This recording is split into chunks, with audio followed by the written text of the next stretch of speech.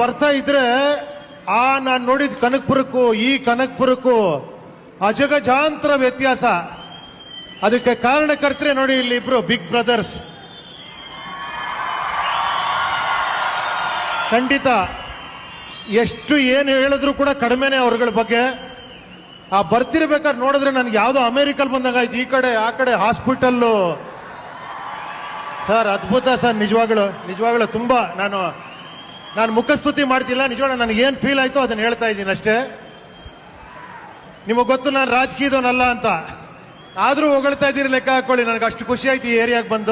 ರಾಜಕೀಯ ವ್ಯವಸ್ಥೆ ಸರಿ ಇಲ್ಲ, ಭ್ರಷ್ಟಾಚಾರದಲ್ಲಿ ತುಂಬೋಗಿದೆ, ವ್ಯವಸ್ಥೆ ಅವ್ಯವಸ್ಥೆ ಆಗಿದೆ, ಅದನ್ನು ಸರಿಪಡಿಸ್ತೇನೆ ಅಂತೇಳಿ ಪ್ರಜಾಕೀಯವನ್ನ ಸ್ಥಾಪನೆ ಮಾಡಿದ್ದು ಉಪೇಂದ್ರರವರು. ಅವರ ಚಿತ್ರ ಸೂಪರ್ ಅನ್ನೋ ಚಿತ್ರದಲ್ಲಿ ಒಬ್ಬರು ವೃದ್ಧರು ಹೇಳ್ತಾರೆ ಇವರಿಗೆ, ಉಪೇಂದ್ರ ನಾಯಕ ನಟನಿಗೆ ಹೇಳ್ತಾರೆ, ಬ್ರಿಟಿಷರು ಹೇಳಿದ್ದು ನಿಮಗೆ ಆಳೋದಕ್ಕೆ ಬರೋದಿಲ್ಲ, ನಾವು ಆಳ್ತೀವಿ, ನೀವು ಆಳಿಸ್ಕೊಳ್ಳಿ ಅಂತ ಹೇಳಿದ್ರು, ಅದು ಸತ್ಯ ಆಗ್ತಾ ಇದೆ ಅಂತೇಳಿ. ಇವತ್ತು ಉಪೇಂದ್ರರವ್ರನ್ನ ನೋಡಿದ್ರೂ ಸಹ ನಮಗೆ ಆ ಡೈಲಾಗು ಜ್ಞಾಪಕ ಬರ್ತಾ ಇದೆ.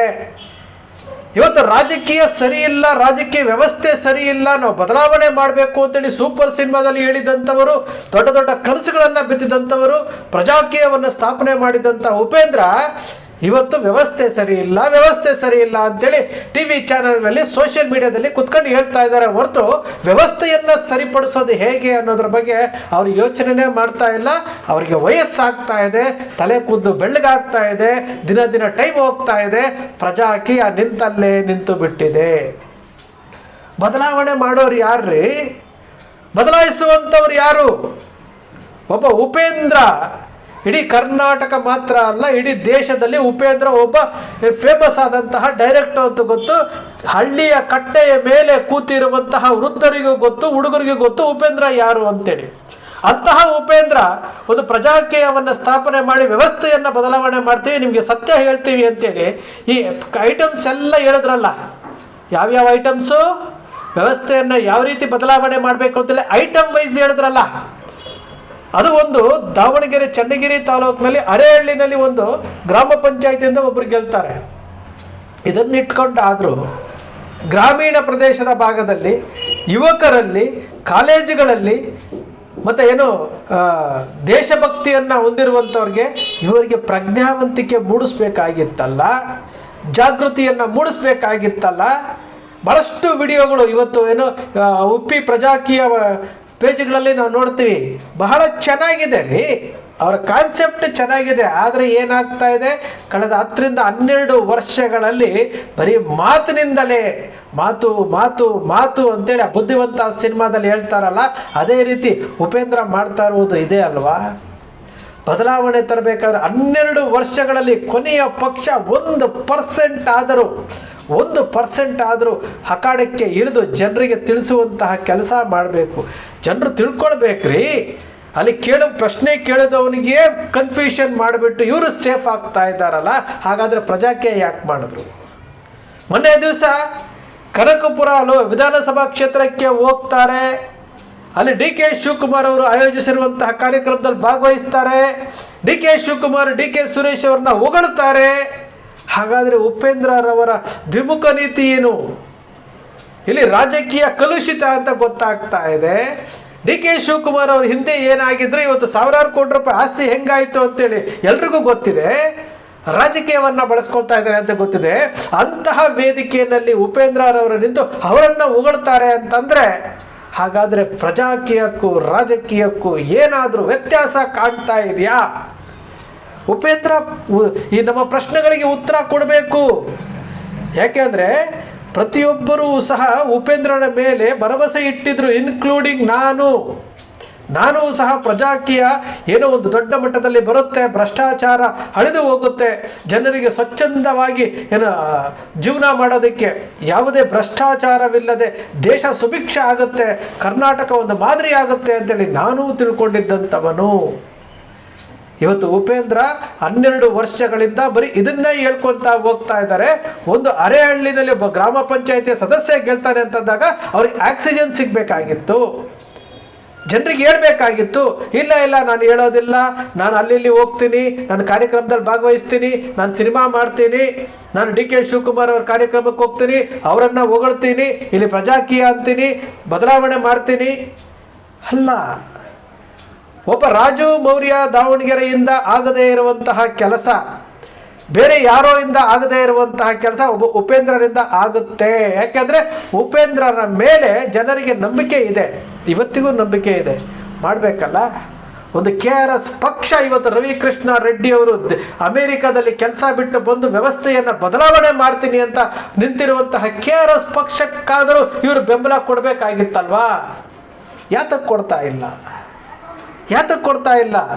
KRS ಪಕ್ಷದವರು ನೂರಾರು ಕೇಸುಗಳನ್ನು ಹಾಕಿಸ್ಕೊಳ್ತಾ ಇದ್ದಾರೆ, ಭ್ರಷ್ಟಾಚಾರದ ವಿರುದ್ಧ ಮಾತನಾಡ್ತಾ ಇದ್ದಾರೆ, ಅಧಿಕಾರಿಗಳ ಮೇಲೆ ರೈಡ್ ಮಾಡ್ತಾ ಇದ್ದಾರೆ. ಅವರನ್ನು ಕಂಟ್ರೋಲ್ ಮಾಡೋದಕ್ಕೆ ಸರ್ಕಾರ ಹಲವಾರು ರೀತಿಯಾದಂತಹ ಕಾಯ್ದೆಗಳನ್ನು ತರ್ತಾ ಇದೆ. ಇಂತಹ KRS ಪಕ್ಷಕ್ಕಾದರೂ ಅವರಿಗೆ ನಾವು ಜೊತೆಲಿ ಇದ್ದೀವಿ ಅಂತೇಳಿ ಅವ್ರ ಜೊತೆ ಕೈ ಜೋಡಿಸ್ಬೋದಾಗಿತ್ತಲ್ಲ, ಯಾತಕ್ಕೆ ಕೈ ಜೋಡಿಸ್ತಾ ಇಲ್ಲ? ಹಾಗಾದರೆ ಉಪೇಂದ್ರ ಮಾತನಾಡ್ತಾ ಇರೋದಲ್ಲ ಬರೀ ಮಾತುಗಳು ಮಾತ್ರನಾ? ಬರೀ ಮಾತುಗಳಿಗೆ ಮಾತ್ರನಾ? ಇವರ ಲೆಕ್ಕಾಚಾರ ನೋಡಿದ್ರೆ KRS ಪಕ್ಷದ ರವಿಕೃಷ್ಣ ರೆಡ್ಡಿ ಎತ್ತರ ಸ್ಥಾನದಲ್ಲಿ ನಿಂತ್ಕೊಳ್ತಾರೆ. ಆದರೆ ಉಪೇಂದ್ರರವರು ಸಹ ಜನರನ್ನ ಮೋಸ ಮಾಡ್ತಾ ಇದ್ದಾರೆ, ಮೂರ್ಖರನ್ನಾಗಿ ಮಾಡ್ತಾ ಇದ್ದಾರೆ ಅಂತ ತಾನೆ. ಕರ್ನಾಟಕದಲ್ಲಿ ಕಾಂಗ್ರೆಸ್ ಪಕ್ಷ, BJP, JDS ಇವರುಗಳು ಜನರಿಗೋಸ್ಕರವಾಗಿ ಪಕ್ಷದಲ್ಲಿ ಆಡಳಿತ ಮಾಡ್ತಾ ಇರೋ ರೀತಿಯಲ್ಲಿ ಜನರನ್ನ ಕಾಪಾಡೋದಕ್ಕೋಸ್ಕರವಾಗಿ ಜನ ಹಾಕಿದಂತಹ ಭಿಕ್ಷೆಯಿಂದ ಅವರು ಜೀವನ ಮಾಡ್ತಾ ಇದ್ದಾರೆ ಅಂತ ಅವ್ರಿಗೆ ಗೊತ್ತಿಲ್ಲ. ಜನರು ತೆರಿಗೆ ಹಣವನ್ನು ಕಟ್ತಾರಲ್ಲ, ಆ ತೆರಿಗೆ ಹಣದಿಂದ ನಾವು ಹಾಕುವಂಥ ಒಳಚಡ್ಡಿಯಿಂದ ಹಿಡಿದು ತಿನ್ನುವಂಥ ಮೂರ್ತುತ್ತು ಅನ್ನವನ್ನು ಜನ ಕೊಡ್ತಾ ಇದ್ದಾರೆ ಅನ್ನೋ ಸತ್ಯ ಅವ್ರಿಗೆ ಗೊತ್ತಿಲ್ಲ. ಅವರು ಮಹಾರಾಜರಾಗಿ ಮೆರೀತಾ ಇದ್ದಾರೆ. ಅವರ ತಪ್ಪುಗಳನ್ನು ತಿಳಿಸಿ ಜನರಿಗೆ ನೀವೇ ಮಹಾರಾಜರು, ನೀವೇ ಪ್ರಜೆಗಳೇ ಪ್ರಭುಗಳು ಅಂತ ಹೇಳುವಂತಹ ಕೆಲಸ ಉಪೇಂದ್ರರಂಥವರ ಪ್ರಜಾಕೀಯವ್ರು ಮಾಡಬೇಕಾಗಿತ್ತು. ಯಾಕೆ ಉಪೇಂದ್ರರವ್ರಿಗೆ ಹೇಳ್ತೀವಿ ಅಂತಂದರೆ, ಪ್ರಜಾಕೀಯ ಪಕ್ಷವನ್ನು ಸ್ಥಾಪನೆ ಮಾಡಿದ್ದೀರಿ, 28 ಲೋಕಸಭೆಗಳಿಗೆ ಅಭ್ಯರ್ಥಿ ಹಾಕಿದ್ರಿ, ವಿಧಾನಸಭೆಗಳಲ್ಲಿ 100ಕ್ಕೂ ಹೆಚ್ಚು ಅಭ್ಯರ್ಥಿಗಳನ್ನು ಹಾಕಿದ್ರಿ. ಅಂತಹ ಅಭ್ಯರ್ಥಿಗಳನ್ನು ಹಾಕಿ ಪ್ರಯತ್ನ ಪಟ್ಟಂಥವರು ಈಗ ಸೈಲೆಂಟ್ ಆಗಿಬಿಟ್ಟು ನಾವೇನು ಮಾಡೋದಿಲ್ಲ ಅಂತಂದರೆ, ಹಾಗಾದರೆ ಯಾರನ್ನ ಹೋಗಿ ಪ್ರಶ್ನೆ ಕೇಳಬೇಕು? ಉಪೇಂದ್ರರವರೇ, ನೀವು ಸೂಪರ್ ಡೂಪರ್ ಐಡಿಯಾ ಕೊಡ್ತೀರಿ, ನಿಮ್ಮ ಐಡಿಯಾಸ್ ಎಲ್ಲ ಚೆನ್ನಾಗಿರುತ್ತೆ, ಎಲ್ಲ ಇರುತ್ತೆ. ಹಾಗಾದರೆ ಈ 10 ವರ್ಷಗಳಿಂದ ನೀವು ಮಾಡ್ತಾ ಇರುವುದೇನು? 10 ವರ್ಷಗಳಿಂದ ಜನರನ್ನು ಮೂರ್ಖರನ್ನಾಗಿ ಮಾಡ್ತಾ ಇರುವಂಥದ್ದ. ನಾನು ಪೋಸ್ಟ್ ಹಾಕ್ತೀನಿ, ನಾನು ಯಾರಿಗೂ ಹೇಳ್ಬೇಡಿ, ಈ ಥರ ಗಿಮಿಕ್ಗಳನ್ನು ಮಾಡ್ಕೊಂಡು ಹೋಗ್ತಾ ಇದ್ದೀರಿ ಅಂತಂದರೆ ನಿಮಗೆ 50+ ವರ್ಷ ಆಗಿದೆ ರೀ. 50+ ವರ್ಷ ಆಗಿದೆ. ನಾವು ಒಂದು ಪೋಸ್ಟ್ ಹಾಕ್ತೀನಿ, ಶೇರ್ ಮಾಡಬೇಡಿ ಅಂತೆಲ್ಲ ಹೇಳಿದ್ರೆ, ಕೊನೆಯ ಪಕ್ಷ ನಾನು ಈ ಪಕ್ಷವನ್ನು ಸ್ಥಾಪನೆ ಮಾಡಿದ್ದೇನೆ, ನನ್ನ ಈ ಪಕ್ಷಕ್ಕೆ ಜನರಿಗೆ ಬದಲಾವಣೆ ತರಬೇಕು, ಕೊನೆಯ ಪಕ್ಷ 224 ಕ್ಷೇತ್ರಗಳು ಬೇಕಾಗಿಲ್ಲ, ಒಂದು 10ರಿಂದ 20 ಕ್ಷೇತ್ರಗಳನ್ನು ಆಯ್ಕೆ ಮಾಡಿ ಅಲ್ಲಿ ನಾನು ಕೆಲಸ ಮಾಡ್ತೇನೆ, ಪ್ರಜಾಕೀಯವನ್ನು ಜನರಿಗೆ ತಿಳಿಸುವಂತಹ ಕೆಲಸ ಮಾಡ್ತೇನೆ, ಫೀಲ್ಡ್ಗಿಳಿದು ಕೆಲಸ ಮಾಡ್ತೇನೆ, ಹಣಕಾಸು ಬೇಕಾಗಿಲ್ಲ. ಉಪೇಂದ್ರರವರೇ, ನೀವು ಕೊನೆಯ ಪಕ್ಷ 5 ಕ್ಷೇತ್ರಗಳನ್ನು ಆಯ್ಕೆ ಮಾಡ್ಕೊಳ್ಳಿ, 5 ಕ್ಷೇತ್ರಗಳನ್ನು ಆಯ್ಕೆ ಮಾಡಿ ನಿರಂತರವಾಗಿ ಅಲ್ಲಿ ಪ್ರಚಾರ ಮಾಡಿ, 5 ಕ್ಷೇತ್ರಗಳಲ್ಲಿ ಜನರಿಗೆ ಅವರ ಸತ್ಯವನ್ನು